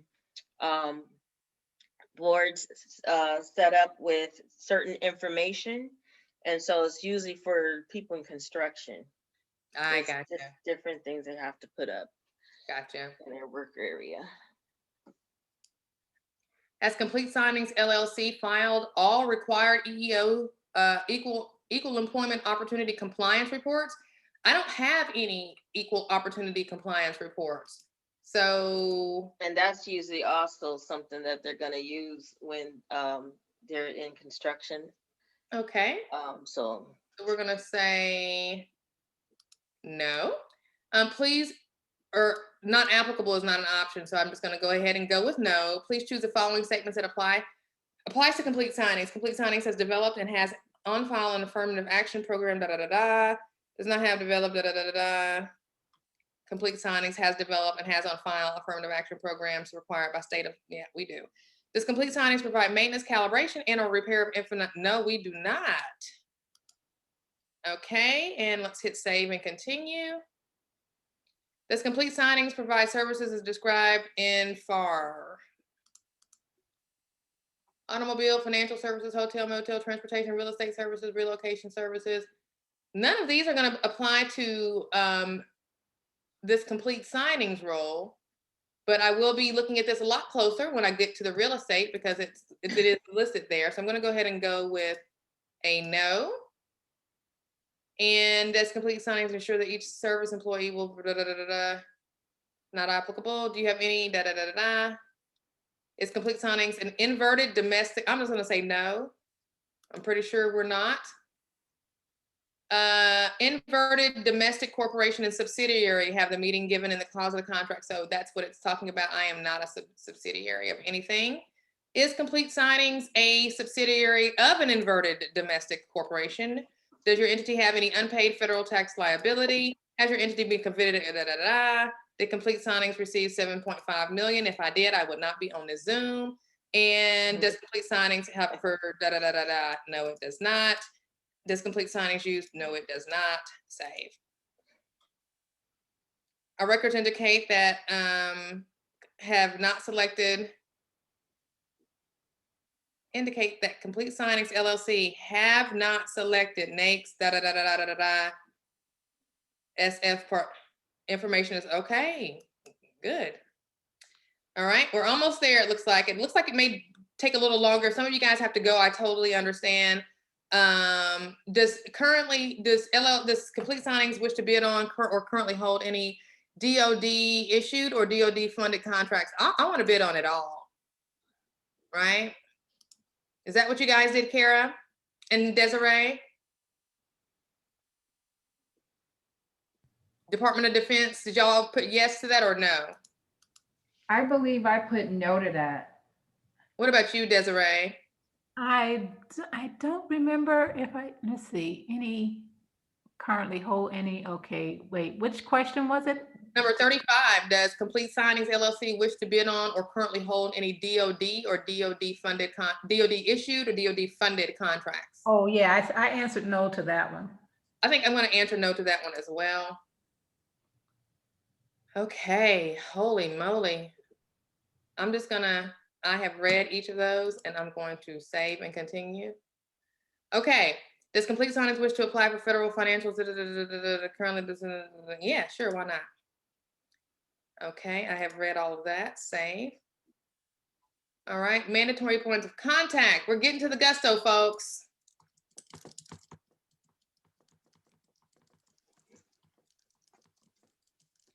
So, did anybody take note of when time I started this to get an idea on how long this application takes? Patience, Monica, patience. Oh, no, it's not for me. It's for reference for those who are going to be doing it for the first time so that we'll be able to tell them how long about it takes when you don't. So far, it look like we've been at it about 46 minutes. Thank you. All right.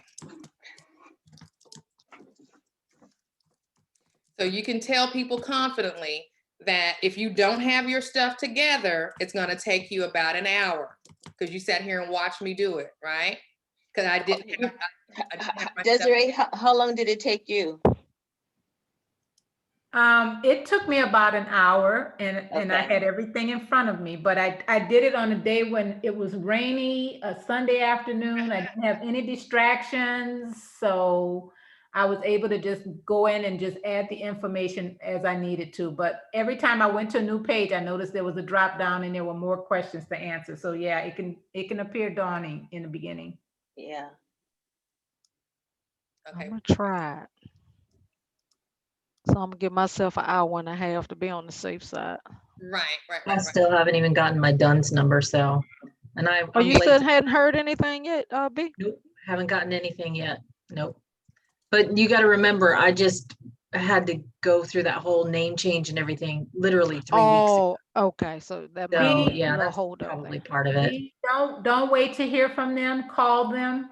That way, you can be assigned a task number, and the conversation will be recorded, because I find that the Dun and I Bradstreet, like that, Monica. Success. I think they are a little slow to move if you wait to hear from them, but I found I had to follow up with them by phone. Okay. I didn't get into the house until like 5:45. So I was planning on thinking about doing it today. I was like, should I not? But I guess I'll go ahead and do that on Monday then. So see where I'm at there if I haven't seen anything, because I was hoping that I'd get something today, but I didn't get anything. So yeah. That's okay. You've got it in motion, B. And plus you've got so many irons in the fire and everything is moving. So, like Desiree said, give them a call just to be sure that there's a documented note of you calling to check in, and that way it'll kind of probably push things along like she said. So it's asking me, do I want to register or update my firm's SBA profile in the dynamic business search? Yes, you made it. You made it. This is when you know you're at the final page. Do not skip this step. You see where it's tucked away at the very bottom of the page. It's right there. Yeah. Now, Desiree, Okay. did you go into dynamic small business search? I sure did. Oh, good. Okay. And it's a whole nother page, Monica, where you're gonna have to answer some more questions. So get ready. So we're gonna click. Here we go. Welcome to the SBA supplemental pages. I want the left or right text box to mean left. Okay, good. Okay, that's fine. Next. Okay, here we go. You will not be able to enter other SBA supplemental pages until you enter all mandatory data, items not yet provided, keyword, certifier name, and or certifier date. DSBS participation. The dynamic small business search is the SBA search engine for currently small businesses and all businesses that have ever been certified by the SBA in the 8A joint venture, hub zone, or small disadvantaged business programs. You can choose to participate in the search, which advertises your business to the public at no cost to you. Or you can choose to opt out of public records. Opting out will not interfere with your ability to do business with the federal government. Government contracting officers will still be able to find your profile to verify eligibility for contracts. Do you want your profile to show up? Yes. In the primary NACIS code of all other legal services and all of these, perfect. In addition to words in the capabilities narrative of your product and services general page, list keywords that describe your business. Up to 50 characters in each keyword, comma separated. So I'm gonna just kind of play around, okay? So I'm gonna do loan signing agent, notary signing agent. I'm gonna do FBI fingerprinting. I'm gonna do ink fingerprinting. I'm going to do FINRA fingerprinting. I'm going to do notary training. I'm going to do continuing education. By submitting this form, I certify that this firm is a small business. This firm, including its principals, with primary management responsibilities, has not been disbarred. I previously reviewed everything else, and I'm going to hit save and next.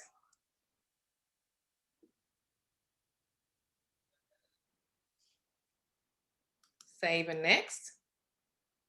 Okay, it's waiting for pronet.sba.gov. This is my pop-up blocker doing something here. It's just taking it a second. So as Desiree says, patience.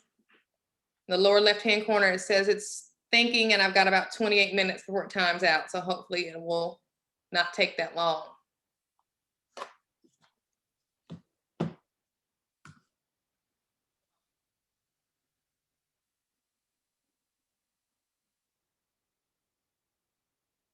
Okay, let's just hit save then.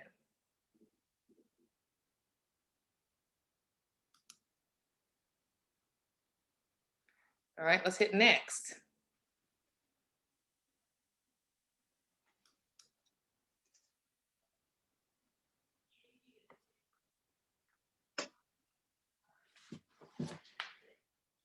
Not sure why it's something happened.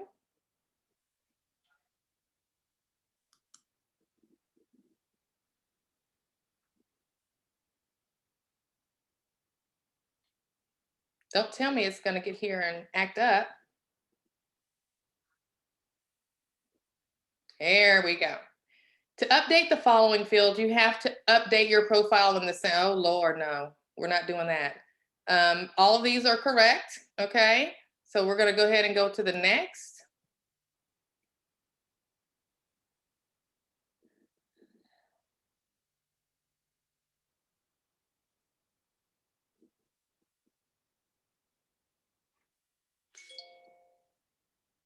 Ah, I got something. Oh, okay, that wasn't from them. Oh, I was going to ask, did it send you a message via email or text? Yeah, I was thinking that that's what it was because my phone just as soon as it happens. All right, so e-commerce. One quick question that I have, I don't know because I remember when you were talking about how much you made the quarter prior and you were asking Desiree, and what if you didn't make anything the quarter prior? Oh, that's a good point. Thanks, because that was the question I was going to ask. What if you didn't have anything to report? How would you proceed with that? That's a great question. Well, in my case, like I said, I just formulated my business in December and I had not generated any income by the time I registered.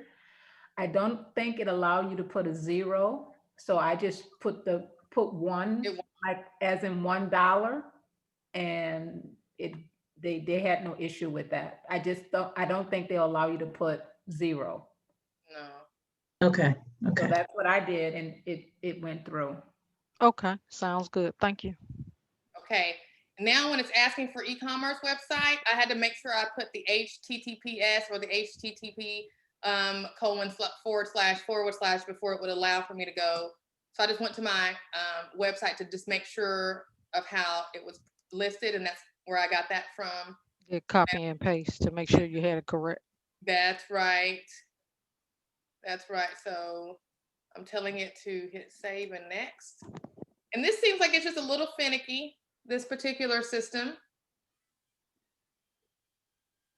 It is. It's very slow. Mm-hmm. To update the following information, no DBE certifications. Oh, how I wish I had those. So I'm going to hit next because all of that is correct. So definitely have the patience all the way to the end. Other owner certification data updated by firm. To delete a principal owner, that's going to be me. And then save. I'm just going to hit next. Oh, wow. Capabilities narrative.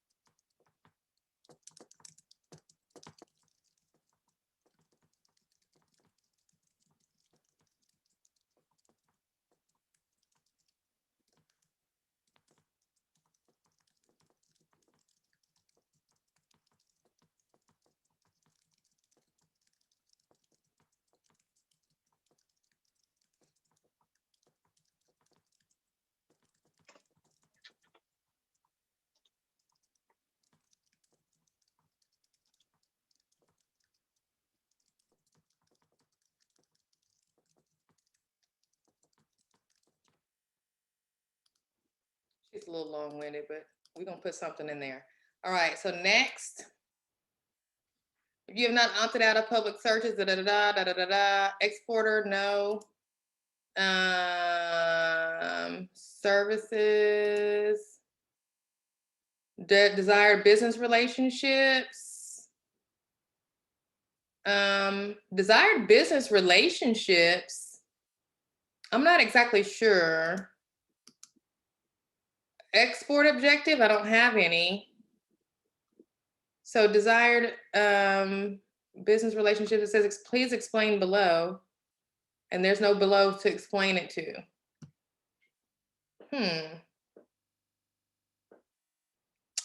We're just gonna hit next. Okay, new reference. So when you guys got to this screen, did you use references for your business here, or how did you approach this? Monica, I actually didn't get to this screen. I didn't click that particular button, so I got to go back. Nor did I. I didn't get to that screen. Okay. And this, I guess it may be a contract reference, it looks like, which I really don't have anyway. So I'm just going to hit next. You have reached the end of your SBA profile pages. Pressing next below will return you to the top. You can return to the SAM by using, hope you enjoyed. I did not enjoy none of it. Okay, so I'm going to go back over where I came from, which is this section. Instead of clicking their link, I want to come back to where I ended with them. And I want to hit save and continue. Awesome. So now that I've got to the end of this screen, I want to hit submit.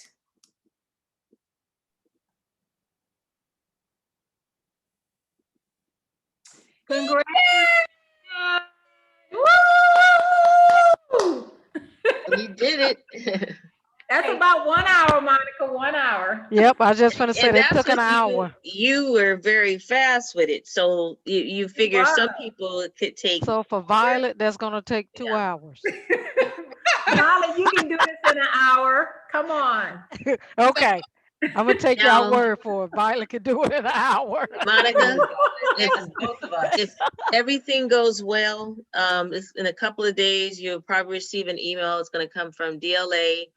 And if everything works out, they'll give you your cage code. Now you know you're ready.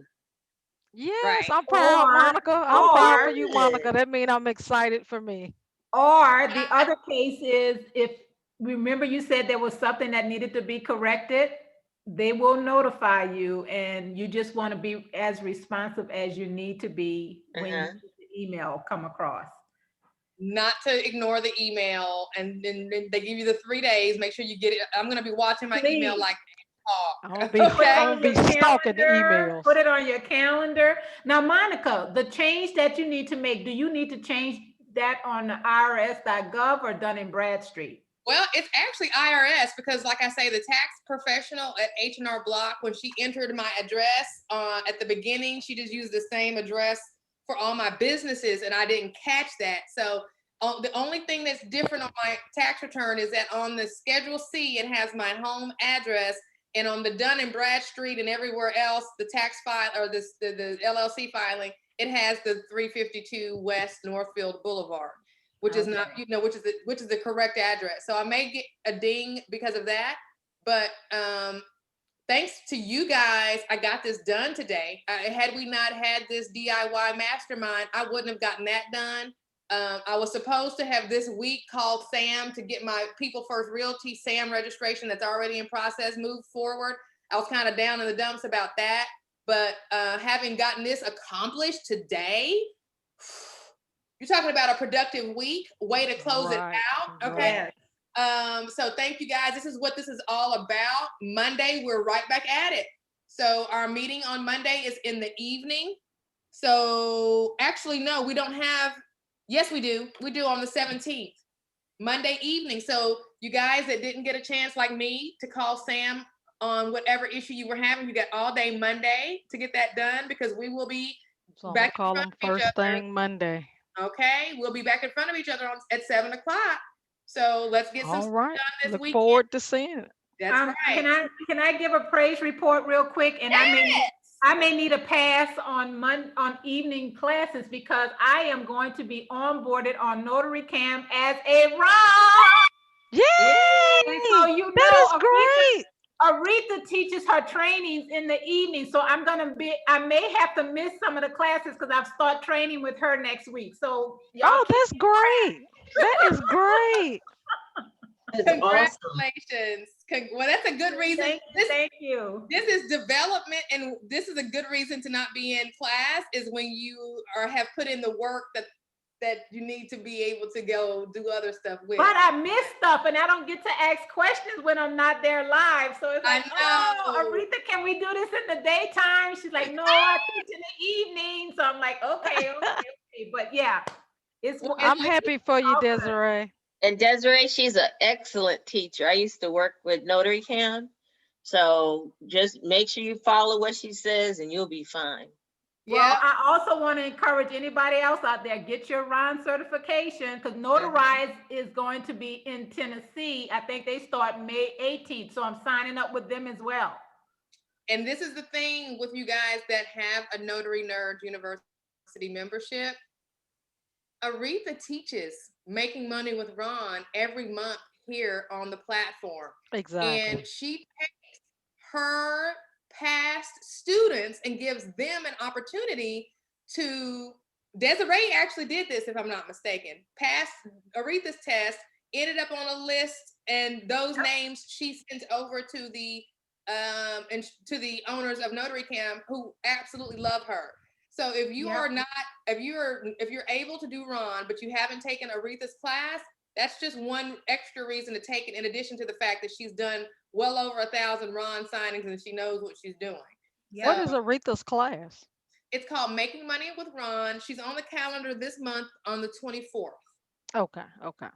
Yeah, I took it too, but I think they have too many Rons right now for Texas, so they haven't pulled anybody in, I don't think, for a little while. Yeah, and that's the other thing that is true. Thanks for mentioning that, B. Just because you pass her class and she wants to get you on, there are limitations just based on the title companies in the states and all these different things. Right. So, but if you're in Tennessee, they need some Tennessee Ron. So if you're in Tennessee, that they're trying to recruit more Tennessee notaries. Well, I will definitely be coming up behind you guys. I'm more interested in the signing service aspect. So you guys keep moving.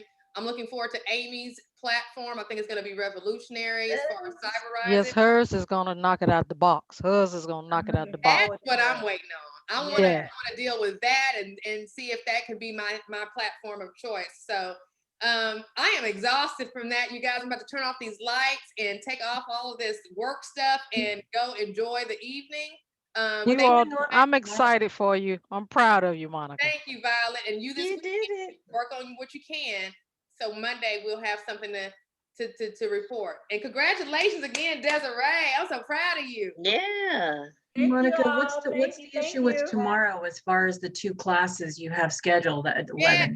So tomorrow we do have a double up, and sometimes that happens. Unfortunately, doesn't happen often. I don't think it's happened before actually.